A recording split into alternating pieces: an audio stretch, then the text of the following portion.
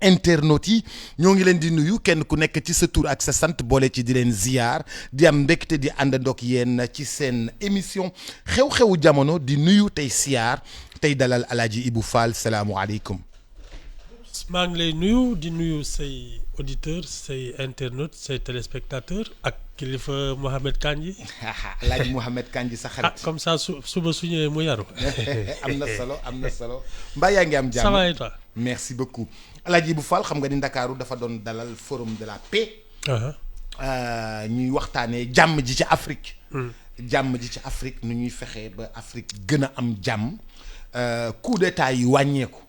Macky Sall sax mi ngi wax ni daf bëgg a rencontrer ñi nga xam ni ñu organiser rencontre ak chef militaire yi. ndax coup d'état yi mën a wàññeeku ci Afrique. rawatina ci Afrique sowu jant. guerre yi nga xam ni chef lu mel ni ay yenn dëkk yi chef militaire yi ñooy guerre ci seen biir ba dëkk ba yàqu. noo jàngatee forumu paix boobu noonu mbaa suivre nga ko. man daal Boubs. li xew Sénégal doy na ma bu bëgg tubéy non mais tu sais plus généralement xam nga lan mooy faiblesse su démocratie yi nga xam ne da ngay jékki-jékki benn soldat génne fële kii ak yooyu. yore ay pistolet moom ak ñu mu àndal jàpp borom dëkk ba tëj. c'est la faiblesse de la formation. On revient aux fondamentaux gis nga des gens bien formés.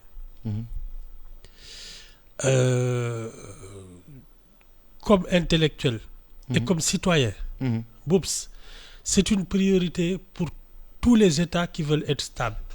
Formation rek amul leneen les militaires qui sont bien formés parce que ñoom d'abord il faut qu'on te forme à la citoyenneté nga xam yow lan mooy sa cër ci dëkk bi soo ko xamee ba pare Boubs nit ku xam dara day noppal ñëpp. nit ku xamul dara day sonal ñëpp. mais ku xamul dara ñu jox la fetal mais tu es un danger public.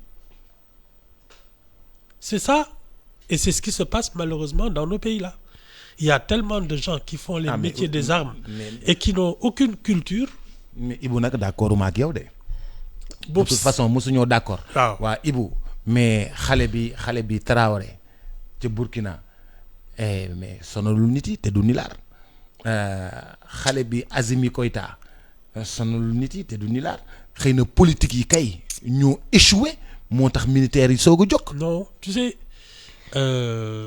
Mali. pratiquement ay militaires ko mës a yor. ay militaires ñoo ko mës a yor. oui à part Modibo Keïta. mais tu avais Moussa Traoré tu avais ATT. Toumani Touré non ce sont des militaires. Et ça c'est une tradition malheureusement. Tradition de coup d'état. Depuis Modibo Keïta c'est ça le problème loolu moom moo sonal d'abord je pense que la formation militaire doit être une formation d'élite gis nga li Prytanée militaire bu Dakar di def. bu Sénégal bu Saint-Louis. Prytanée militaire bu Saint-Louis. Charles Thiororé de Saint-Louis. waaw. Tous les ans sont des concours généraux. Tu les vois là-bas. L'excellence. C'est l'excellence. C'est le minimum. Parce que gis nga la base même de nos institutions, c'est la stabilité, la défense et la sécurité. Si les gens qui sont chargés de ça ne sont pas instruits, ne sont pas cultivés, waxuma la nga mën a tirer fetal rek mën a bindal courrier nii il te faut plus que ça.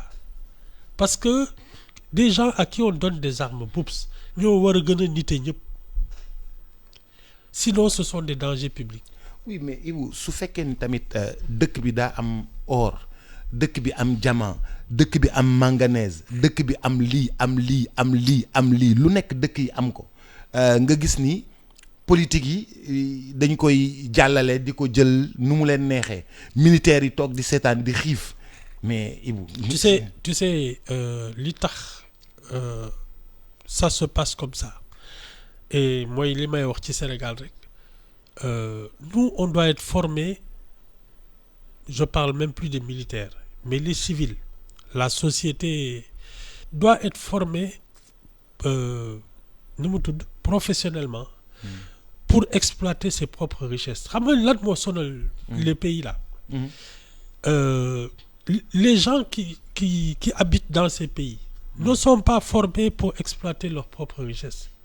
Imagine-toi que lu mel ni Côte d'Ivoire nga xam ne c'est l'un des plus grands en matière de café et cacao.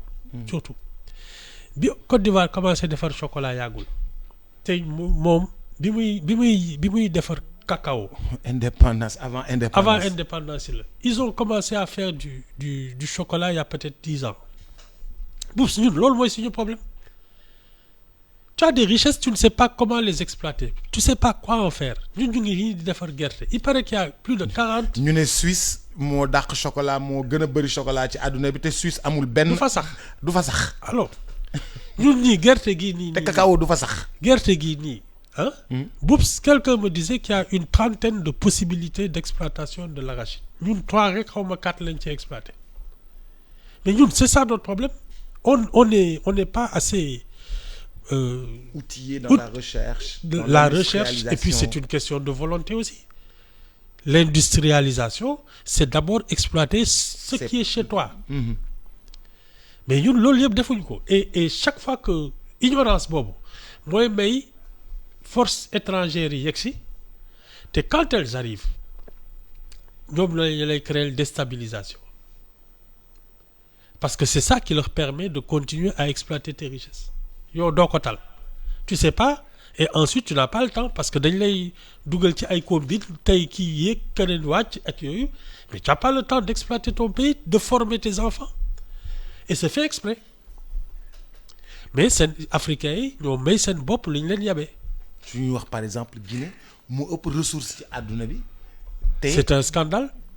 C'est un scandale. Oui. mu ëpp ressource ci àdduna bi Guinée amul lu mu amul. Non seulement mënuñ ko exploiter mais ces enfants sont obligés d'aller ailleurs pour trouver du travail. nga xam ne y a quelque chose de surréaliste fii ñi fi nekk di jaay ci kii yeeg yooyu. boutique yi waaw. ils viennent de Guinée ak ci marché yi alors que ñoom seen dëkk. mu ëpp ressource ci àdduna bi mais ñoom ñoo naroon di importer ay travailleurs. Comment on en est arrivé là? Mais seetaan suñu bopp rek c'est tout. ëpp ressource ci àdduna bi. Oui. te mënoo ko oui jëriñ. parce que depuis des générations les gens qui dirigent nos pays là je te parle même pas de l'indépendance mais même avant l'arrivée des colons Boops moom laa la doon wax keroog fais le tour du Sénégal tu verras pas une infrastructure qui date des années des 1400 ak 1500 c'est ça notre problème. On a toujours été incapable de mettre en valeur nos ressources. Et ça continue jusqu'à présent. Non mais il xaw comme mi ngi commencé changer nag. nank rek. Non ça n'a pas changé. nank rek apparence yi rek la. apparence non. Il y a que les apparences qui changent. non Ibou nank rek. Je te dis il y a que les apparences qui changent. génnaguñ ci de en tout cas c'est ça qui est la source de déstabilisation. Et de changements brutaux parce que d'abord les institutions ne sont pas assez solides parce que les institutions aussi pour qu'elles soient solides il faut que ces acteurs soient bien formés.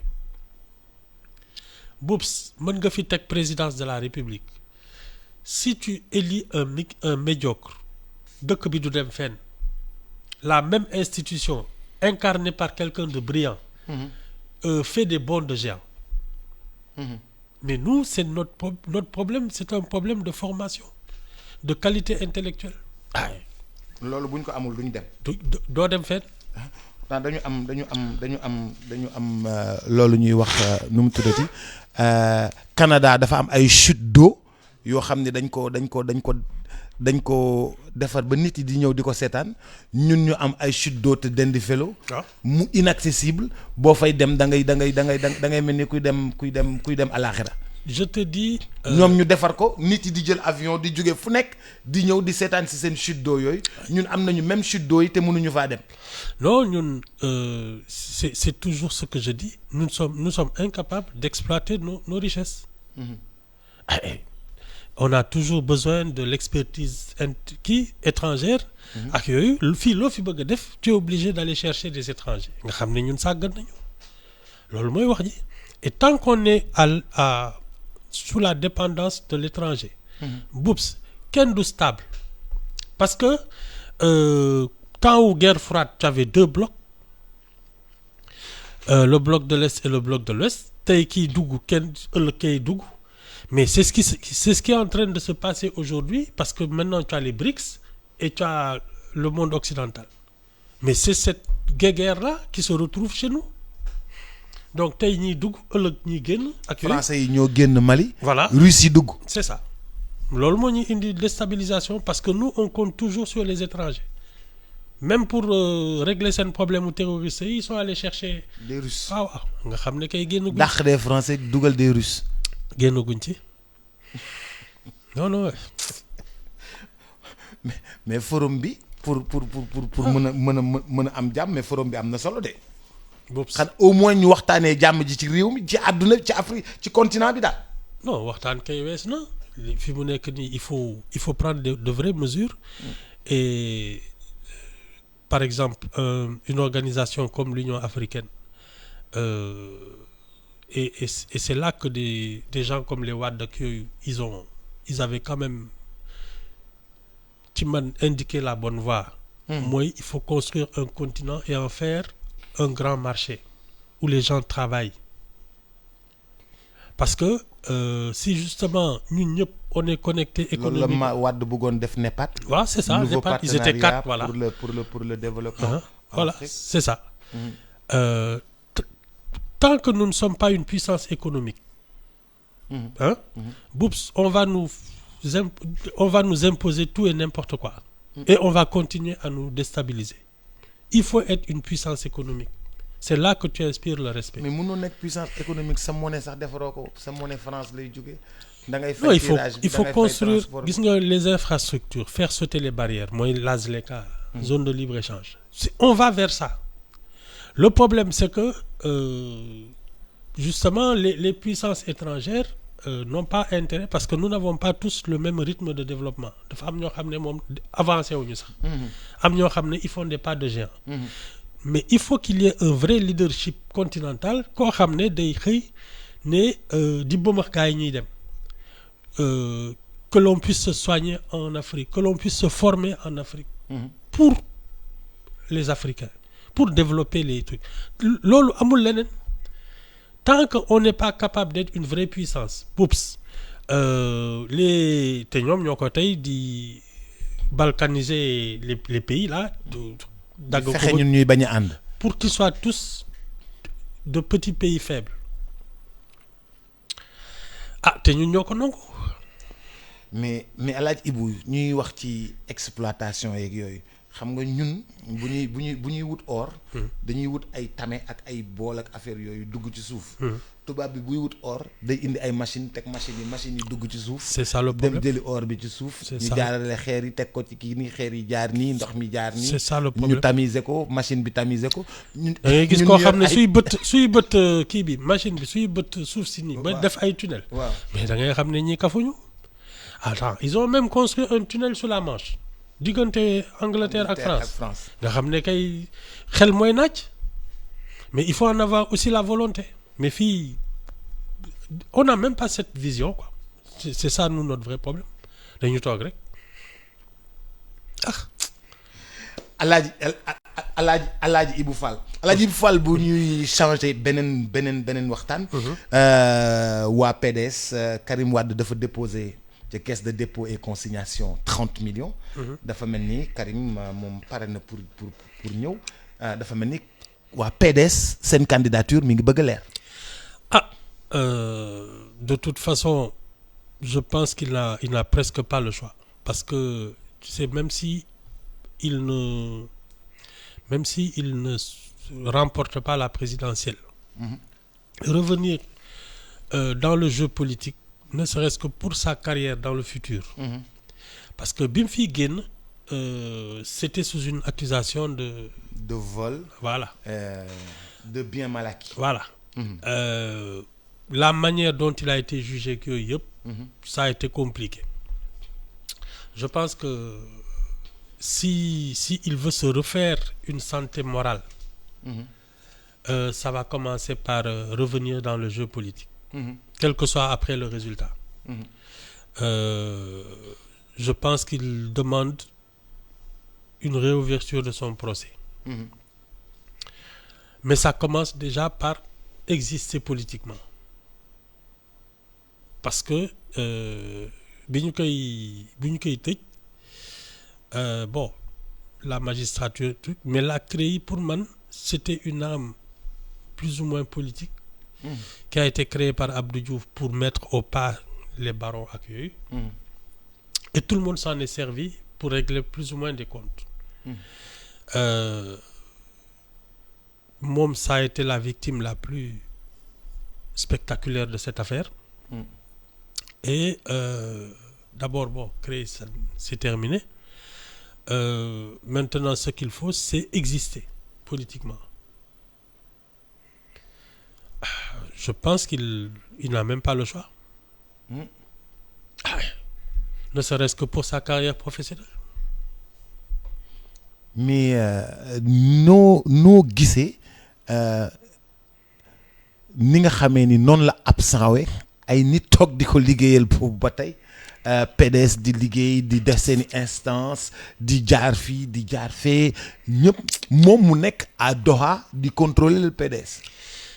xam naa ne xaalis a ngi ci parce que les activités politiques dooley bëre les activités politiques quand même ont un coût. Ensuite le PDS c'est quand même de 74 à maintenant une vieille tradition de militantisme ak yooyu bon et Wade quand même reste quelqu'un d'influent. À son âge? Ah oui. Tu sais, il a une sorte de légende. Bon, il électrise toujours des foules. Voilà, et puis il a quand même la science. La science politique. Ablaye Wade a la science politique. Ah oui, ça moom je pense que de ce point de vue-là, d'ailleurs son école là, ñoom Idrissa Seck, ñoom Macky Sall ak yooyu, mais c'est l'école de Wade. Donc je suis convaincu qu'il va faire bénéficier son fils de sa science et de son oui c'est son patrimoine. Donc c'est déjà facile pour Karim Wade de bénéficier de ce patrimoine. Maintenant il y a que son propre talent qu'il reste à démontrer, parce que c'est comme Amadou Ba, c'est comme beaucoup de candidats qui vont commencer à se lancer.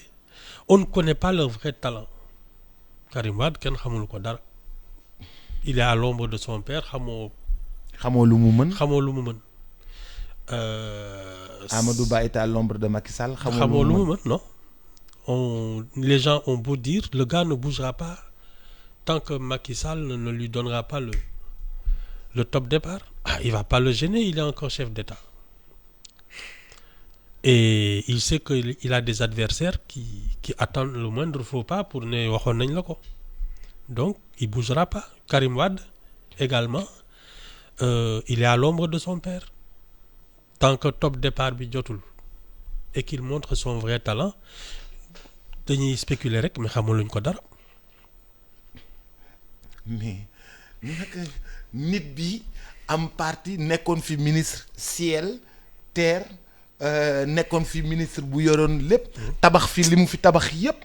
Mais Ibou kooku xam nañ lu mu mën de Karim Wade. Non, talent politique c'est pas la même chose. C'est la capacité à mobiliser les gens, à les convaincre et à les séduire.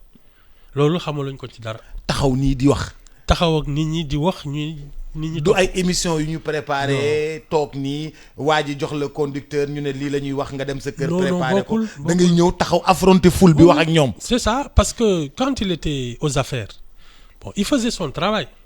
Donc il y avait pas besoin il avait le pouvoir. Il n'avait pas besoin de séduire. Or maintenant il a besoin de séduire les Sénégalais. Te loolu nag ba léegi xamuluñ ko dara. Pourtant on se souvient que je dirais à ta maman que tu as bien travaillé. Non, loolu mooy c'est quand il exécutait des ordres. Boobu bàyyi moo ko sant liggéey mu defal ko.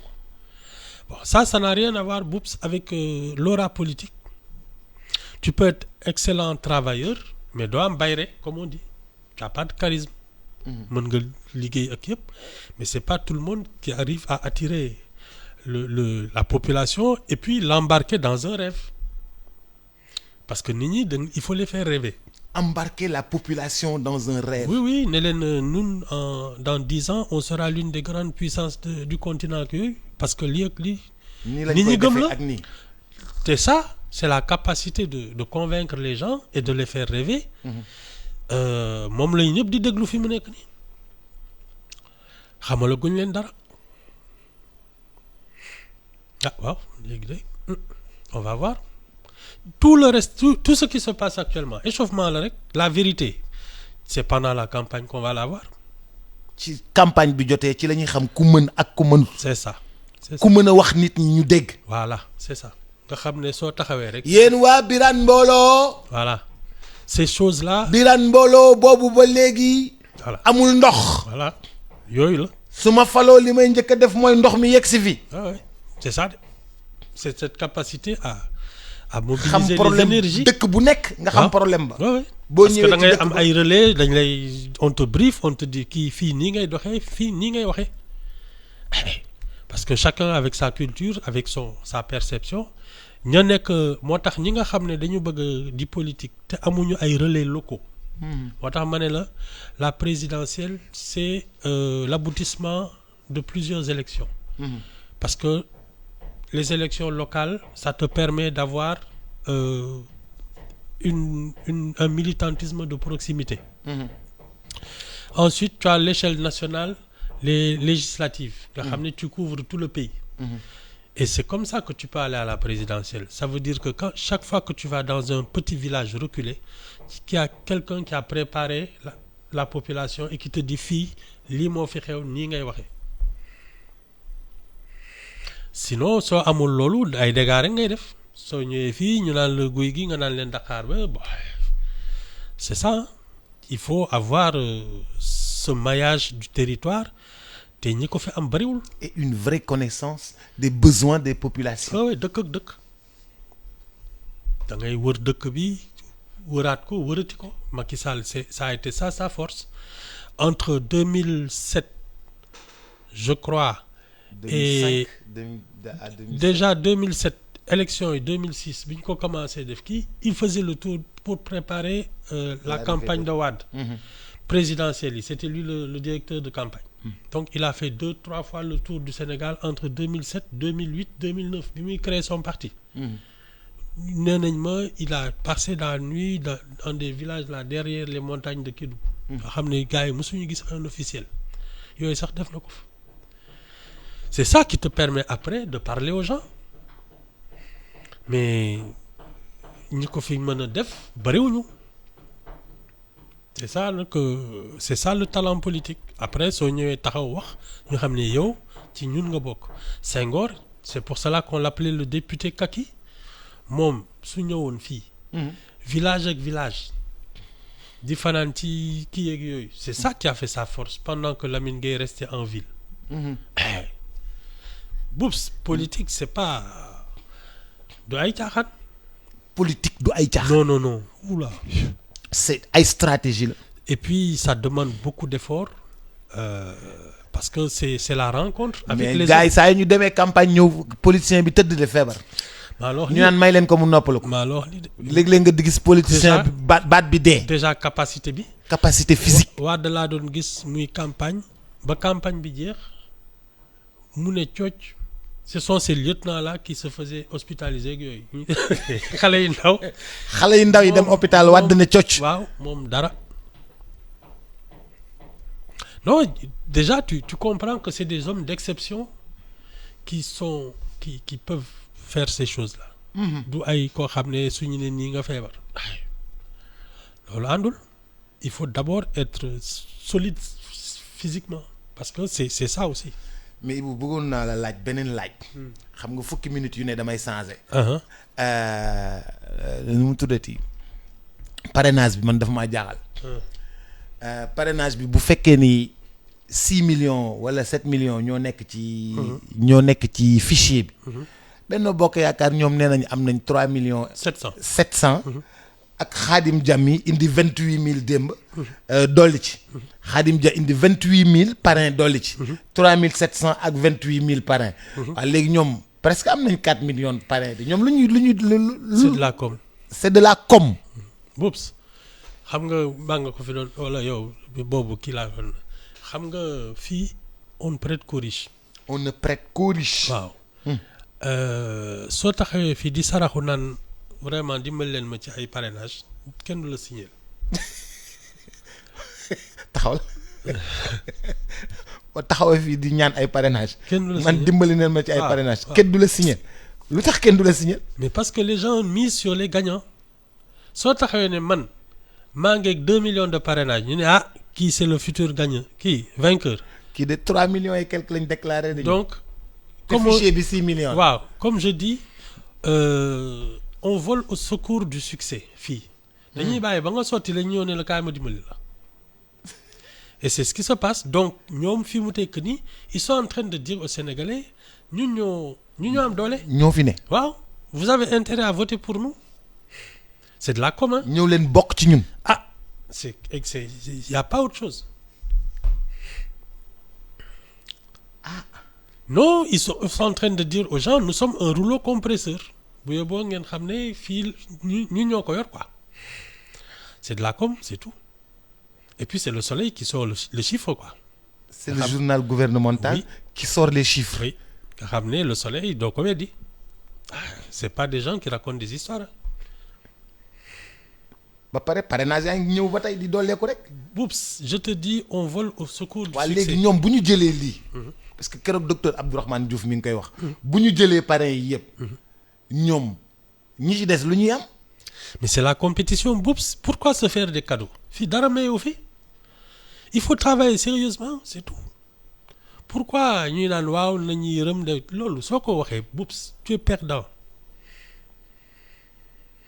Il y a deux solutions. Ou tu as vraiment beaucoup de parrains et tu étales tes chiffres en disant man maa fi am doole.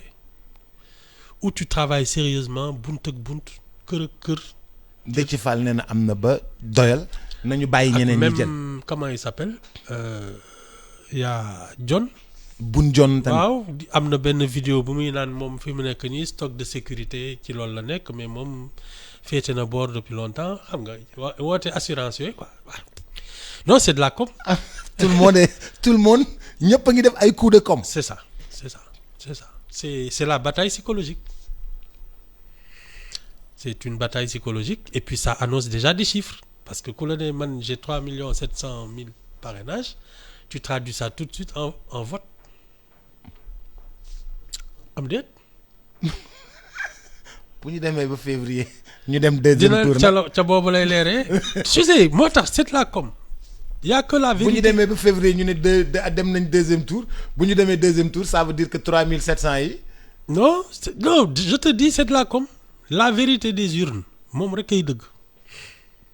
lii nii c'est une manière de dire daw si leen gaaw balaa affaire bi di. bokk leen ci parrain yi gaaw. waaw balaa ñuy falu parce que après ce sera trop tard.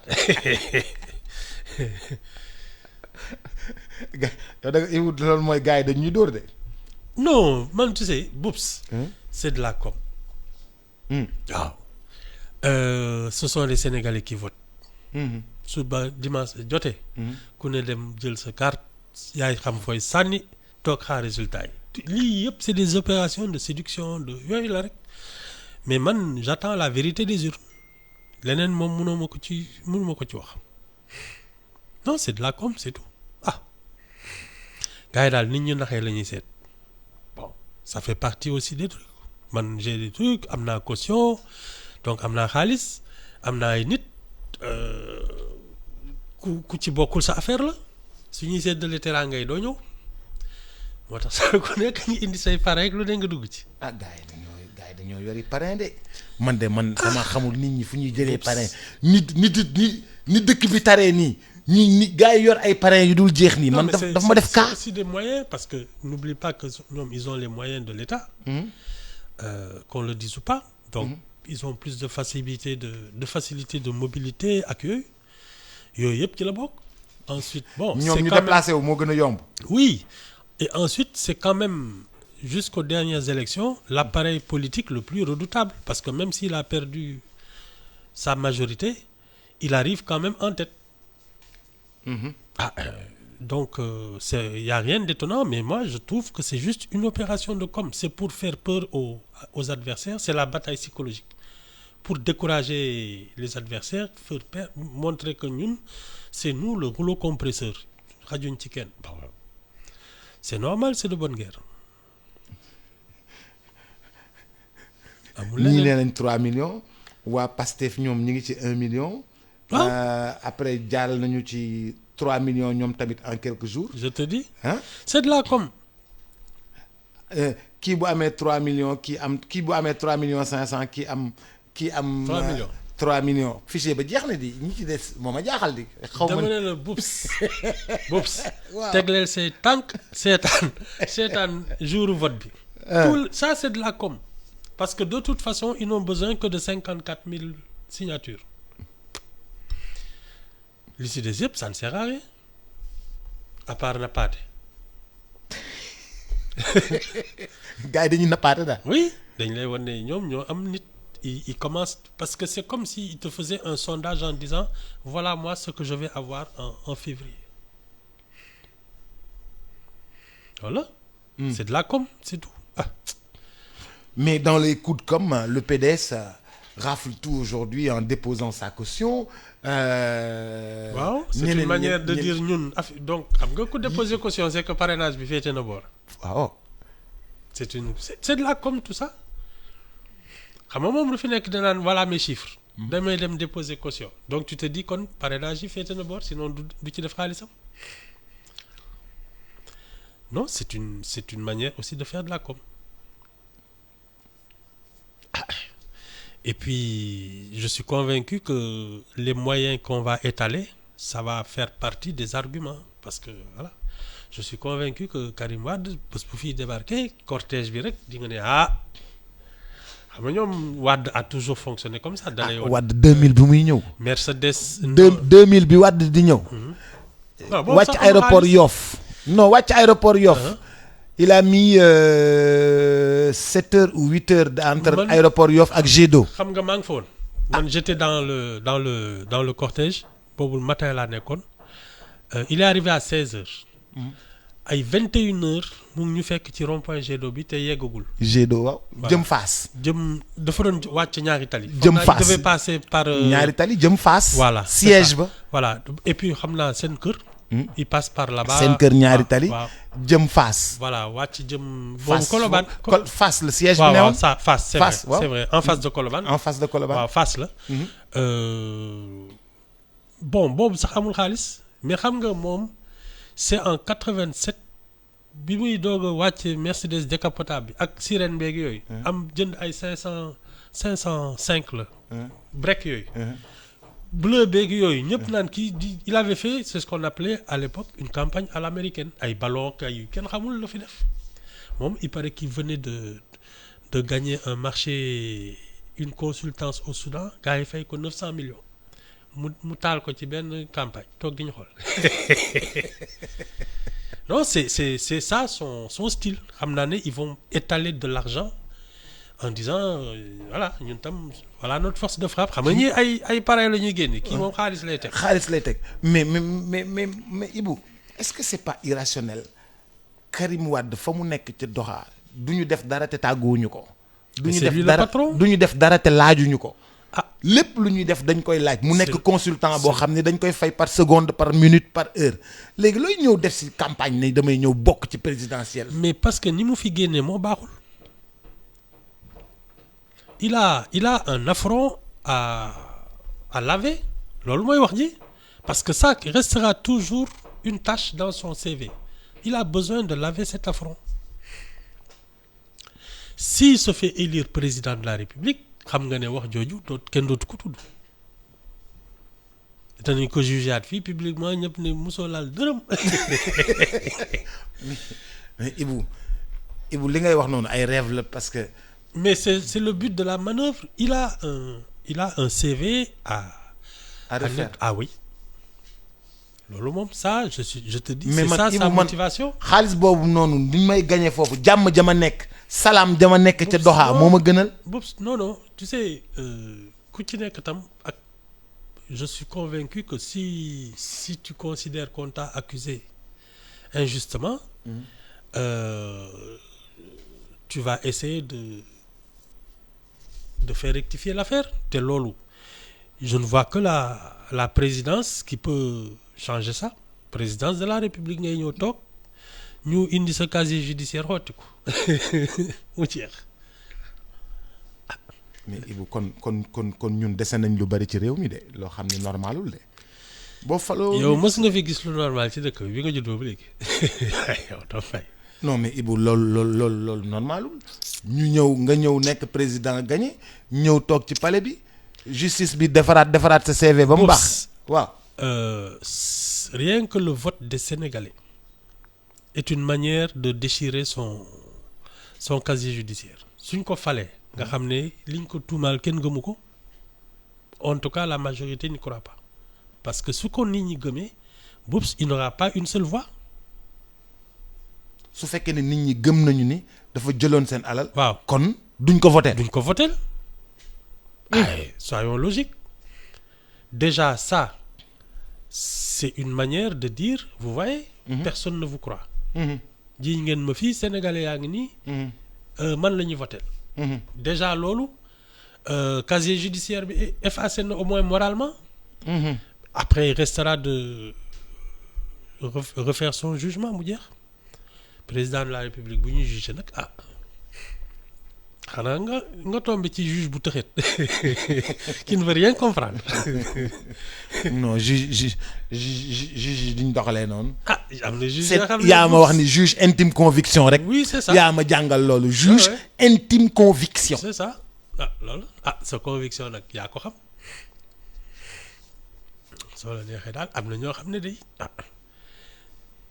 texte yi daal la ñuy xool wax leneen am na ñoo xam ne ils regardent un peu le contexte aussi. Parce que sooy àtte tam da ngay àtte luy indi jàmm la justice. C'est pour la paix.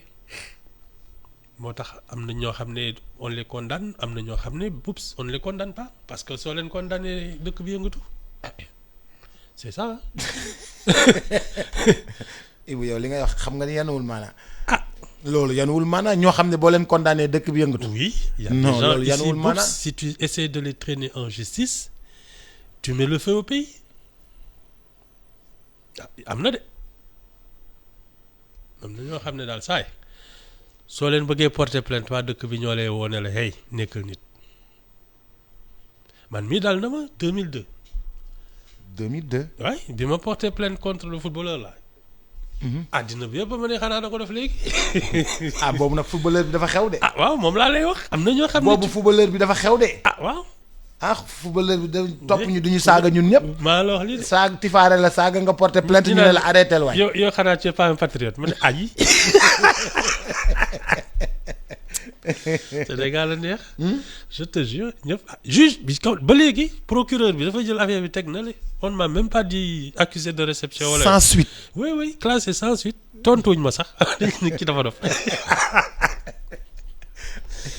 waay boobu nag laa njëkk a am saaga club.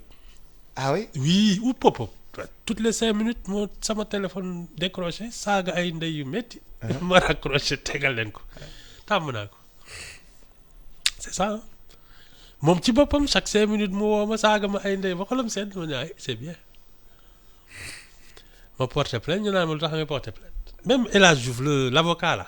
Maître El Hadj Diouf. waaw dama ko croisé diggi tribunal mu taxaw sama kanam naan ma yow tu n'es pas sénégalais man je vais défendre xaw ma lan ma ni ma romb ko ndànk nekk ki dafa dof.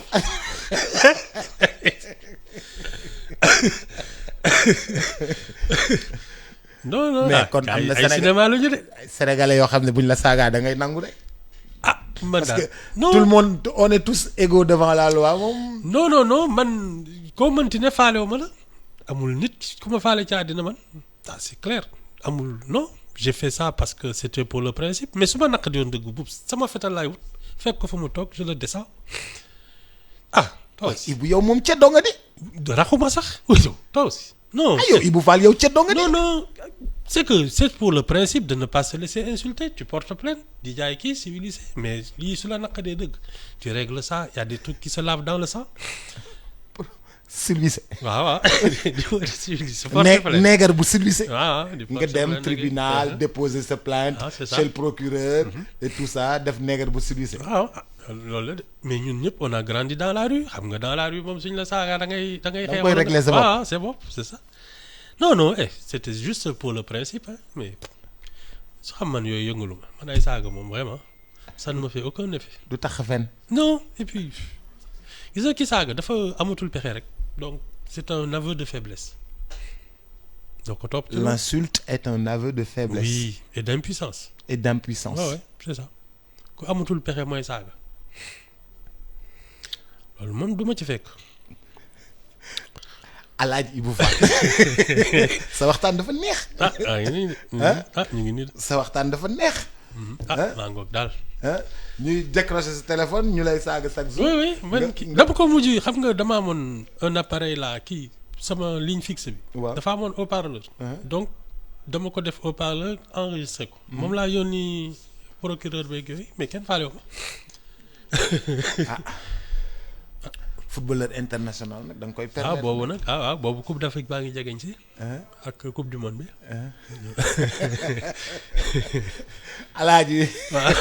Alaaji Diouf kenn du moom. def na loolu moom. kenn du moom ndeysaan nga léegi da ngay dajeeg moom sax man la grand. àddinaa ngoog rek. àddinaa ngi noonu ndeysaan. maa ngi lay gërëm di la sant. ba suba ak jàmm ba suba ak jàmm Alaaji Ibou Fall. sa waxtaan neex na jërëjëf.